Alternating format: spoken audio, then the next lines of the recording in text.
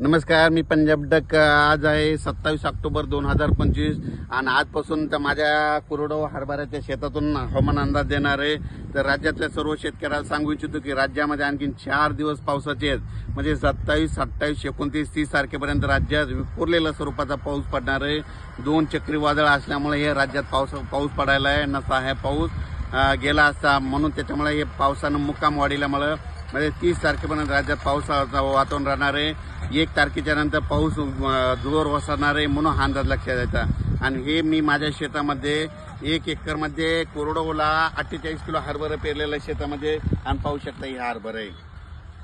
Sir, तुम्ही सांगितलं होतं जाळी धुई पडली की पाऊस निघून जाईल. आता हे बघू शकता तुम्ही, जाळी धुई पडलेली आहे. राज्यातल्या सर्व शेतकऱ्याला सांगू इच्छितो की ही बघा, ही अशी जाळी धुई असते बघा. ही जाळी धुई आल्याच्या नंतर ही असे जाळे पडतात शेतात. हे आल्याच्या नंतर कंप्लीट राज्यातून 12 दिवसाला पाऊस निघून जातो. हे निसर्ग सांगतो. तर त्याच्यानंतर पाहू शकता की असे जाळे पडलेले हे आणि आणखी उद्याच्याला देखील खूप पडतील हे पाहू शकता.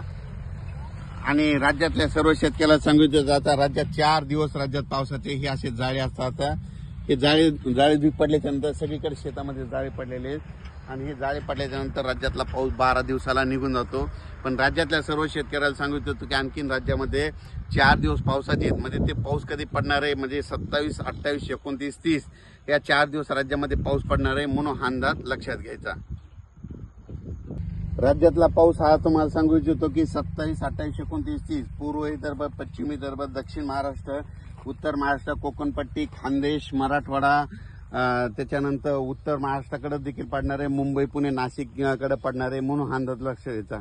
हा पाऊस सर्वदूर नाही, फक्त भाग बदलत विखुरलेल्या स्वरूपाचा पडणार आहे म्हणून राज्यातल्या सर्व शेतकऱ्यांनी हे देखील अंदाज लक्षात द्यायचा. सांगायचं झालं तर नांदेड जिल्हा झालं, वाशिम जिल्हा झालं, हिंगोली जिल्हा झालं, यवतमाळ जिल्हा झालं, परभणी जिल्हा झाला, लातूर जिल्हा झाला, सोलापूर जिल्हा झालं, त्याच्यानंतर सांगली, सातारा, सोलापूर, कोल्हापूर, पुणे, त्याच्यानंतर अहिल्यानगर इकडं, संभाजीनगर, जालना, त्याच्यानंतर इकडं नंदुरबार, धुळे, जळगाव, नाशिकसह मुंबई सगळं, त्याच्यानंतर इकडं बुलढाणा, अकोला, अमरावती, वर्धा, नागपूर, भंडारा, गोंदिया, चंद्रपूर, यवतमाळ या सगळ्या जिल्ह्यामध्ये जितके जिल्हे आहेत त्याच्यामध्ये फक्त भाग बदलत संपूर्ण जिल्ह्यात पडणार नाही, भाग बदलत विखुरलेल्या स्वरूपाचा पडणार आहे.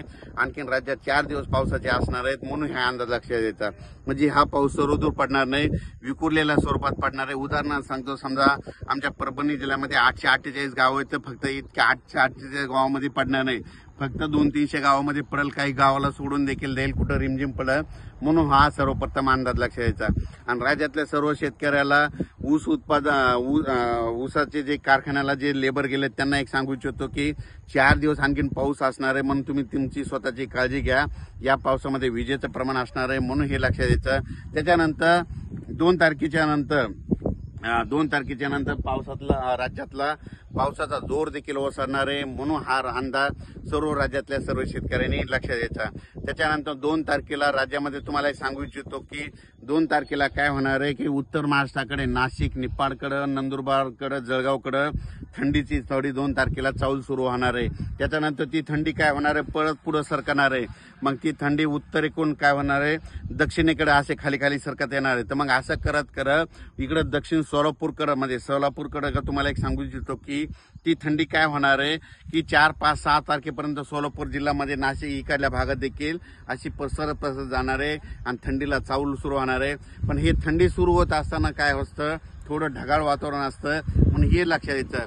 मग त्या ढगाळ वातावरणामुळे काय होतं की राज्यामध्ये बघा तुम्ही 2 तारखेच्या नंतर 2 तारखे ते 7 तारखेच्या दरम्यान राज्यात काही जण धुके म्हणतात, काही जण धुराडी म्हणतात, कोणी धुके धुराडी असं म्हणतात, विदर्भात धुराडी म्हणतात, काही धुकं म्हणतात म्हणून हे लक्षात येतं. म्हणजे 2 तारखेपासून तर 7 तारखेपर्यंत राज्यामध्ये चांगली धुके धुराळी येईल आणि आज देखील जाळी धुई आलेली आहे म्हणून आता हे संकेत दिलेत निसर्गाचे की राज्यातला पाऊस आता 12 दिवसांना असा निघून जाणार आहे म्हणून अंदाज लक्षात द्यायचा.